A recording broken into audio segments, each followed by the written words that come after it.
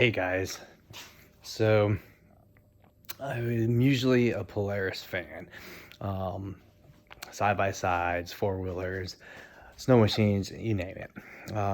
So mostly I've got more experience on the side-by-sides. I currently own the Sportsman 1000X-4 on that side. But this summer we wanted something more with the family. And so doing a lot of research and having experience with the belt-driven clutches. A friend of mine looked at some Honda Talons, and so I did a lot of research and I ended up choosing the Honda Talon. So I know I kind of went across and did a no-no, but I'm thoroughly impressed. So this is it. This is the 2022 Honda Talon 1000X-4, and it's approximately 116 inches long. I think it's 64 inches wide. And we've taken it out a few times. I just done doing the 100-mile service on this one. So the break-in period completed. Maintenance is pretty easy on it, minus the air filter, of course. But give you some look arounds.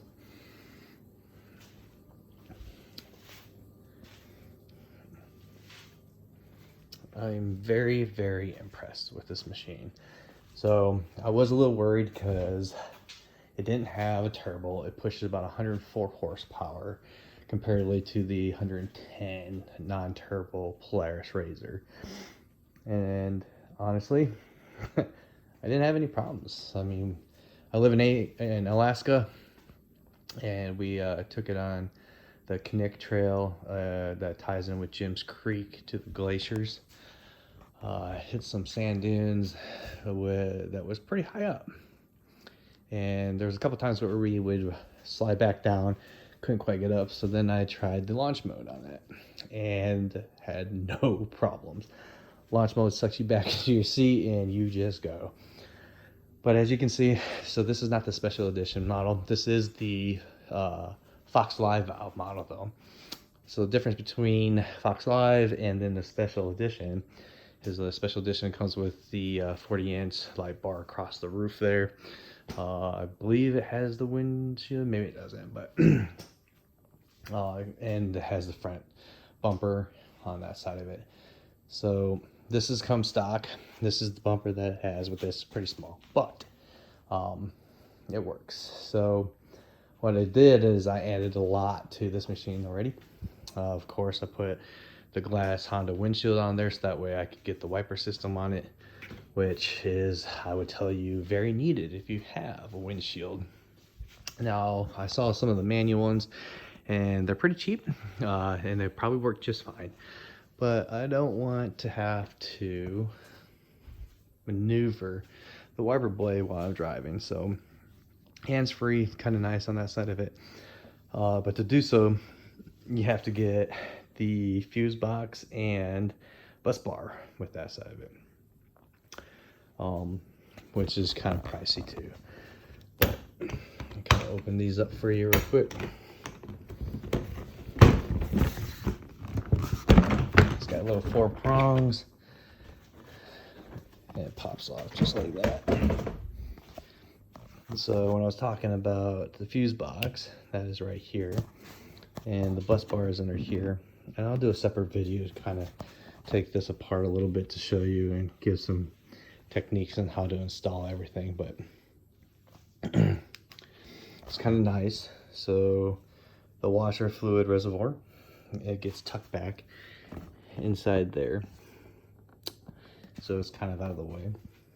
Now you do have to do some drilling, but the directions come with templates and everything for you to do so you don't have to measure, or so you don't have to worry about messing up. But for quality wise, yeah, these are Honda accessories and they're pretty good. I might replace this wiper blade just because when it gets to the top it kind of smudges, so maybe get a little bit better of a wiper blade and that will fix that side of it. But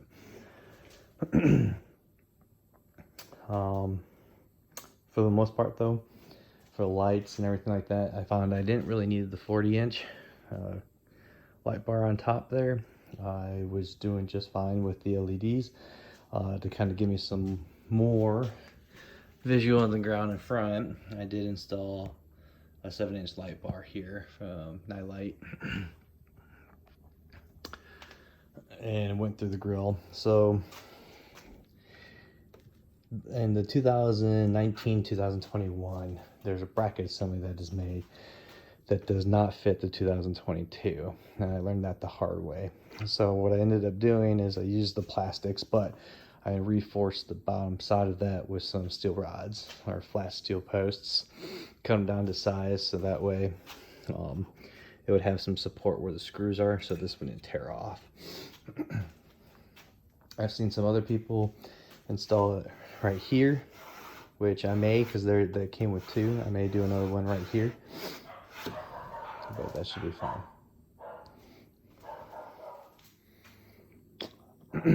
But to kind of give you some more of a look, so here's your front final stage on that side.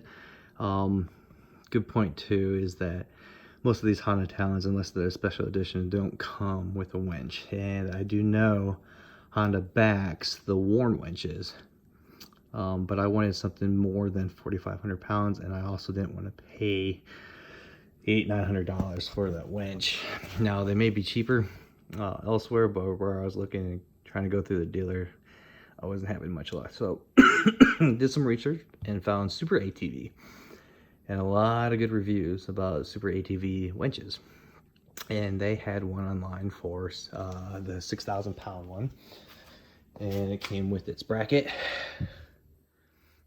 fair lead, that actually assembles right into the factory bumper.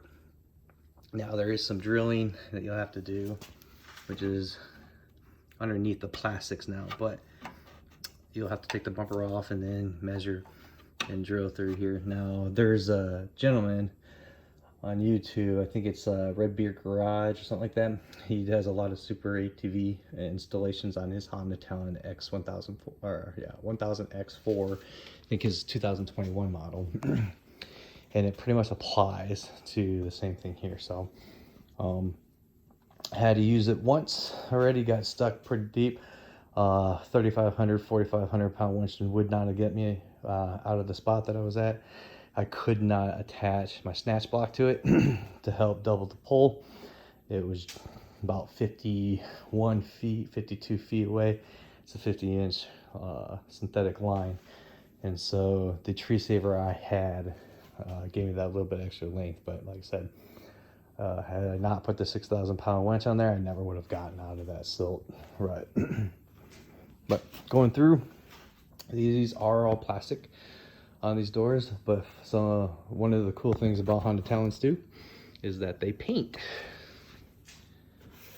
their plastics. So that's a nice feature. It's actually for durability and it stands. But as you can see, going through shrubs, things like that, you still get your scratches. Like I said, it's only got 100 miles exactly on it, and I got some pretty good scratches on that side of it. But you know what, side by sides, they're pretty, but they're meant to get scratched up and dinged up. So they do come with these safety nets that clip up pretty easily. Still need to be worn in a little bit, kind of rough to get installed. But then handle here, and coming into this, what I like about the 2022 model is that they installed your cluster in front and not where it used to be in the previous models in the middle there. So it's so much easier to see, and you'd think just a little thing like that wouldn't be much, but it really is.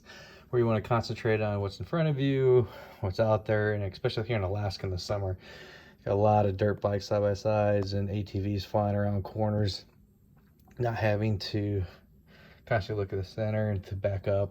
It's pretty convenient.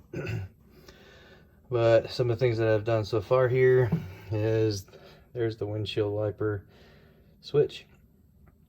Up is actually off, which is kind of different from all my other switches, but down it makes it auto, and then you hold down is the pump for the fluid. So definitely like that. I think it's a must-have, especially with all the splashing in mud. It dries pretty quick, and then having that extra reservoir there to help wash off some of that debris to help you see, so you don't have to get out with a towel and wipe it down every 2 seconds. Pretty convenient. This is my light bar that I showed you in front for the 7-inch, and then this is my winch. And then I went ahead and installed the USB, just because my wife and daughter like to have their phone take videos while we're riding. So nice little charge. And then it also tells me what my battery is for voltage, so I like that. Now I did buy from Super ATV the center cluster here, but I just haven't had I don't have anything extra to put on there so far, and probably won't yet. I got pretty much the necessities that I need when I go riding. Some other things, let's see. Necessity wise too, I don't have a backup mirror, which I do plan on getting, but I do have the side mirrors. And as you can see, because I installed the Honda windshield, couldn't put it exactly here where it normally would go for ease, but it does fit right there before it on the bottom, right before the cowlings and everything. And that actually does pretty good. It's the Komodo side mirrors. I think this brand also makes ones that you can have the lights on, which now thinking about it, it wouldn't be too bad to have. Also have an extra spot for it, so maybe an upgrade later, but not so sure yet. But definitely having a reverse mirror, having the side mirrors helps load up on the truck, on the trailer, so that way I can see where I'm going instead of having to have a couple people out there spotting me and make sure I hit the ramps right. But other features here, so that way I can show you. So in the 2022 models, they've really honed in on the AI 4-wheel drive. Did a little bit of upgrade, so the transition between the lower gears is a lot faster. I'll be honest with you, if you want to skid, don't have it on.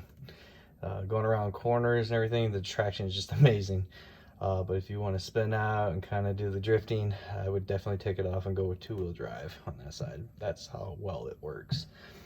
Then you can see here too, it's got hill assist on top, launch mode. Then you have your automatic or your manual mode, and then your sport mode. And so I tried out everything.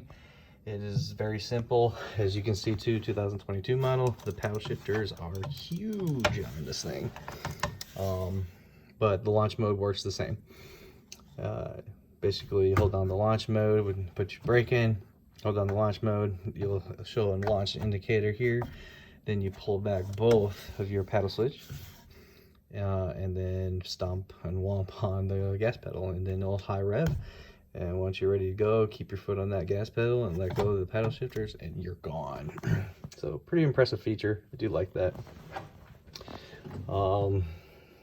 Grab bars, they're solid. There's no wiggle. It's pretty impressive. Honda definitely took the time, to really put an emphasis on things that could be kind of annoying. I do know that some complaints on the Honda Talon are the doors, and there were that they rattle when you're idling or riding around, and that would be true. But I installed the Super ATV clear window panes down below, and so they come with this nice gasket around here.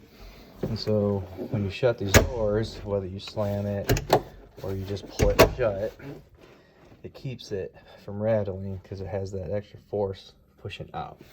I haven't seen too much trouble with that, with the handles or binding. Normally if there's too much pressure there, it's kind of hard to pull up on the handle, which makes me worry about the class, but there isn't any of that, as you can see. Nice and easy.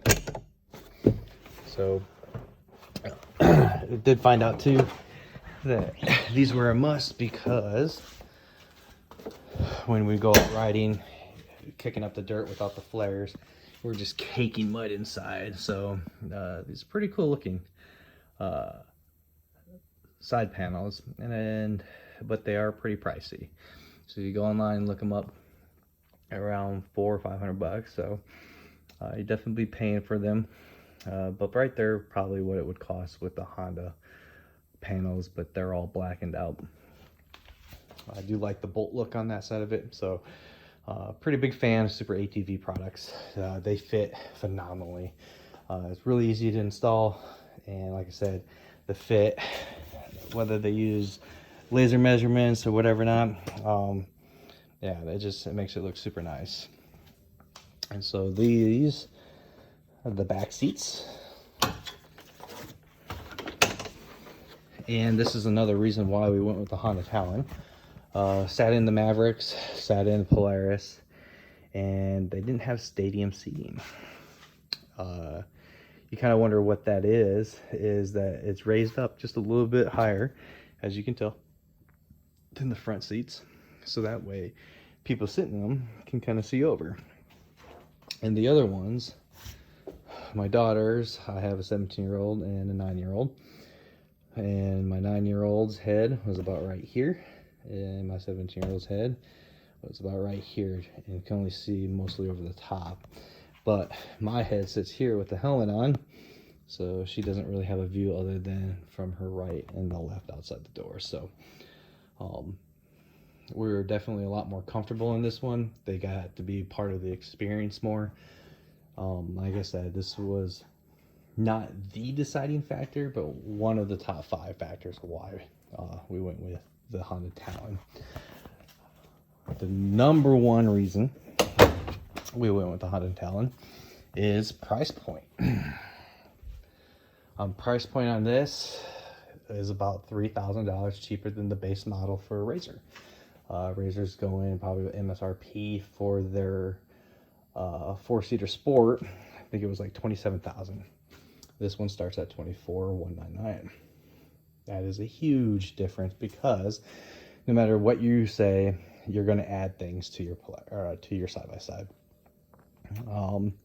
Just from the first time you take it out, you'll notice some things that you don't like us. With it open, we didn't like getting caked in mud. So closing those out, it helped with that. Another thing was, with the Honda Talon, I get the concept of the airflow. Polaris puts their breather here. Honda's goes here. The bad thing about that, without the flares, or if you're in a really dusty area, from your front tire, all that dirt all goes right into your intake. So this is where this back hatch is where your air filter is. So as you can see, it's just caking that. And there was a lot of complaints about how fast people are having to change their air filter. Some of them have found that they can install a pre-air filter behind the actual filter that bolts on underneath this case covering. There's 8 clips here that hold this on. I didn't like that idea of having it behind the filter itself, but I knew I was going to snorkel this. One, just so that way we can go in deep water. I saw some people making their own snorkels, making their own check valves. Super ATV does that for you. Actually at a pretty decent price point. I don't know that on top of my head, but I just remember when I looked at it, I thought I was going to be paying a lot more. And so it's called Depth Finder. And it doesn't come with this pre-filter, but it's a necessity. Trust me, this is the K&N. Can't remember what size filter it was. And as you can see, I still have my sleeve coming in the mail. It's not here yet, but I just used pantyhose. Slapped it over here, made sure it wasn't stretched too much, because otherwise then it doesn't do any good. You'll get the big holes here, but if you do it right, you don't overstretch it, it acts actually as a pretty cheap screen for your pre-filter. But the snorkel itself takes this piece out, which, come to find out, with all these flaps and all these compartments, it's actually a noise suppressor. Is it a lot louder without this? No. it isn't. Can you tell the difference in sound? Yes. Well, one, their noise is now right here on the top, filtering it in. Some people probably would install a back plate or anything like that on that, but I'll tell you what, having that front windshield and pushing those kick panels in, installing those, you lose out on a lot of air circulation. So it gets pretty warm. It does, from your engine, transmission, all that, the radiated heat. You definitely feel it inside. So on a hot day, hot just gets hotter. On a cold day, it's actually pretty nice. So but back to this, sorry.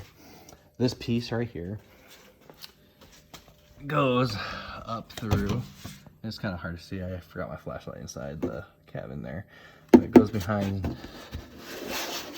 this mud guard, and about right here is where the intake tube is for your filter. So it kind of just sits up in here like this, and this is where the air is actually flowing through. And as you can see, with all this dust, how there's no pre-filter. Some people installed pantyhoses on that. I've seen that too, to preserve, and it does work. But I wanted something that was a little bit easier accessible, and I didn't have to take out the mud guards all the time to do it. And so this is simple. The depth finder has this rubberized boot that runs all the way down, snakes down, and goes and inserts right into your vent box. Not vent box, air intake tube. And then this top portion here clamps on and is secured by what holds it stable. And so normally people would face this one out to the back, and that would probably help with the sound. With me, I wanted to try to do the best I could to keep it away from any dust that's flying up, and so I faced it this way. And it does, it works. K&N makes pretty nice filters. Very expensive, again, 60 bucks for this filter, but reusable, washable, have no problems with it. The clamp that I got from Lowe's holds it on pretty tight. So did some air leak checks on that one. It's pretty solid. No leaks, no bubbles, which is a good thing. So talking about the depth finder, when I was talking about what I liked about the Super ATV depth finder, is that I said it comes with the check valves. So you have 3 check valves back here. 1 from your final stage rear. And so that's what these check valves look like. They're just little plastic check valves. Now I installed, well, I can't think of the name of it anymore, but zip ties on each end, so that way they wouldn't come out. But they hold pretty good because they're beveled. And there's only one way air can come out, because it is a check valve. So you can blow air through this way, and that's where it's venting, is through the chassis and through the frame. Then you have one on your subtrans that comes up through here, and it's kind of hard to see. I had to take the cover out, but there's a hose right back there. And I installed a check valve, and yeah, you're not gonna be able to see it, but check valve about a couple inches past where that hose goes in back there. Really bad angle, can't find. So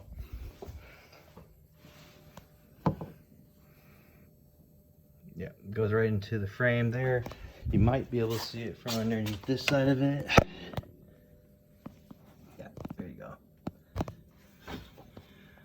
So there's that. So I installed it right there. I'm blown into the frame. And then the other one on the 2022, or maybe it's just on all X4s, I'm not sure. I don't have a lot of experience with that, but I know like the 1000R 2019 2020 model, the gas vent tube is up front, but this one is actually right here, right next to your airbox. And so just a couple, 2, 3, 4 inches away, snip the tube and just installed that check valve there. So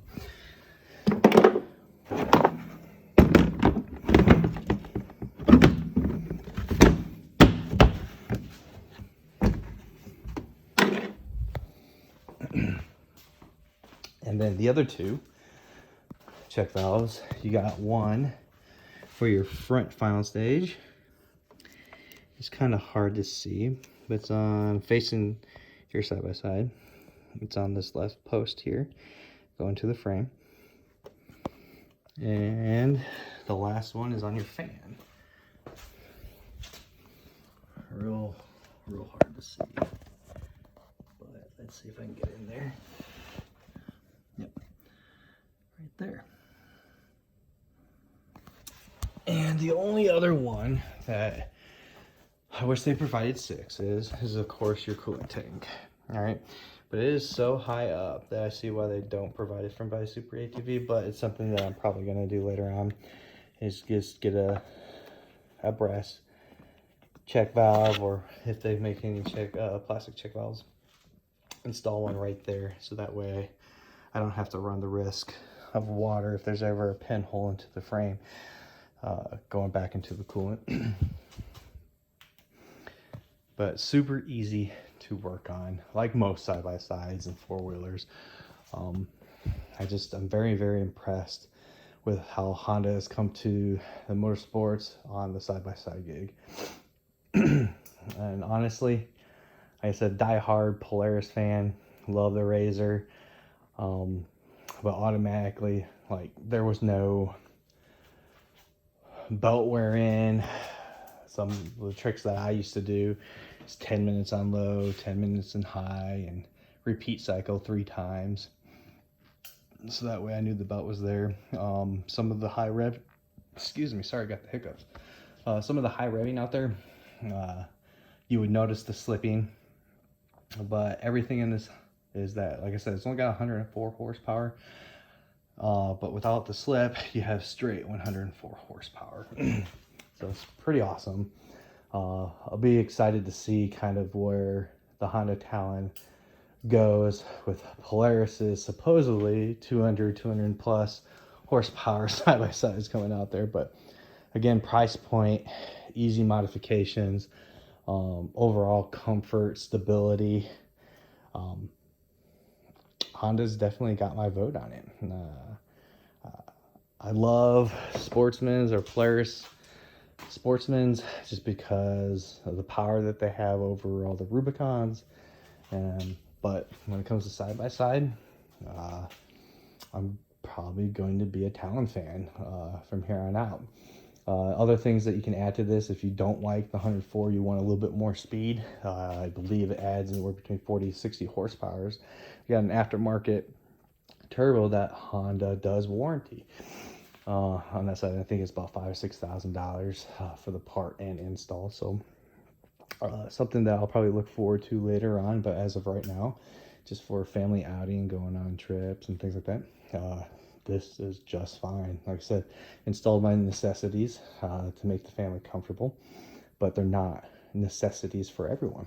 You can definitely ride without a windshield, without the fuse boxes you can hardwire in, but honestly, Honda's just thought of so much. Like, there's a lot of wires routed here now. I try to make it look as factory as I could, keeping the mud guard with all the added stuff. You might ask where the winch block is, because normally people install it right here, which I had originally did before I got my fuse box. I ended up using the bracket and I installed it underneath. So that way it's kind of out of sight, out of mind, but everything's hooked up to it. Still accessible to get to the terminals from the winch, but instead of using that straight positive and negative lead that Honda actually has built in for the winch, you just connect it to the bus bar now. That's something I would actually want to show you too, that I was pretty impressed with. So instead of having to run new wiring, things like that, right? Honda actually prefabs and has them taped up, covered in blue on the top corner piece underneath this panel, the red and black leads. One either for a bus bar, or two that would actually run all the way down into about right here for your winch control box. And they are disconnected for safety reasons, and you have to come up underneath here to the battery box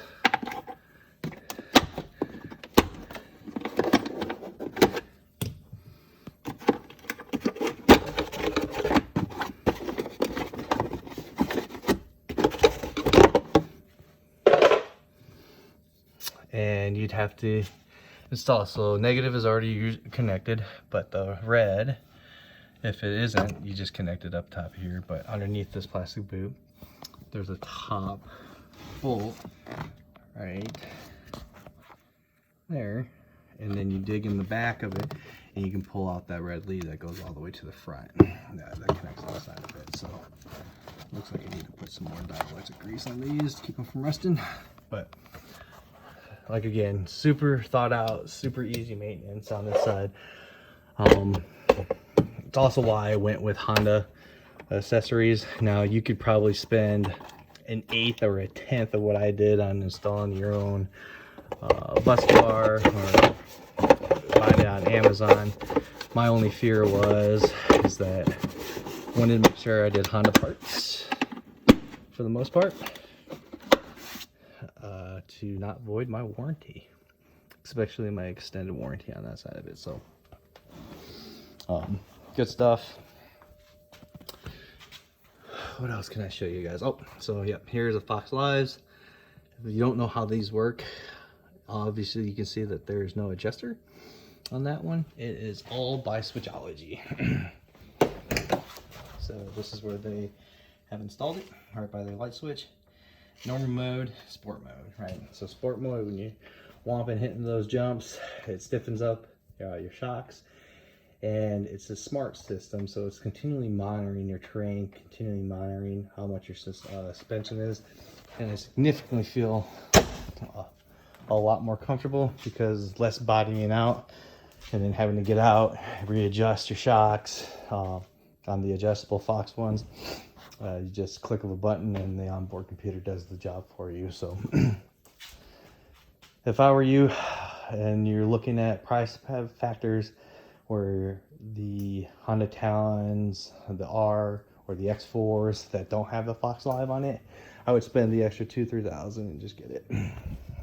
Worry free, and you just spend your whole time having fun. So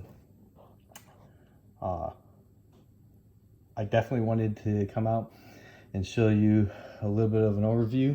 There's just not that much video out there for the Honda Talons, and I just, like I said, being a Polaris fan, I mean,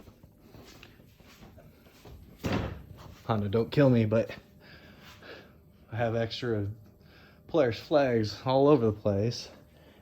And so, yeah, used it on that one, but I'm not going to go ahead and buy a $60 flag when I already have one, but it does its purpose. Like I said, very impressive machine. Don't know why I was so reserved. I think it might have just been me stuck on being a Polaris fan for all these years. I'm very glad that we pulled the trigger and bought the Honda Talon. I can't say enough good things about it, but I'll do more videos. Like I said, I want to kind of get in, not going to remove all of this because it's kind of a process now that I have everything installed, but see if I can't loosen some of these bolts up, get in, so that way I can show you underneath this mud guard kind of how everything installed. It was kind of easy maintenance. I found out that I printed the wrong directions for the Pioneer, so if I could figure it out with the wrong directions and then go back through and print out the right directions and verify everything was good, and it was, that's how simple it can be. So more to come, but I hope this kind of little bit of a walk around was an eye-opener like it was for me, and I hope you guys enjoyed it. If you guys have any questions, please feel free to comment below. I'll try to answer them as best as I can. Be nice. I know I'm a little bit of a trader going from Polaris to Honda, but I'm impressed, guys. So if you guys do pull the trigger and get a Honda Talon also, I wouldn't suspect any different that you would have as much fun too. So good luck to you guys. Happy travels, happy exploring, and yeah, jump on that Honda Talon if you get a chance. All right, guys, have a good night.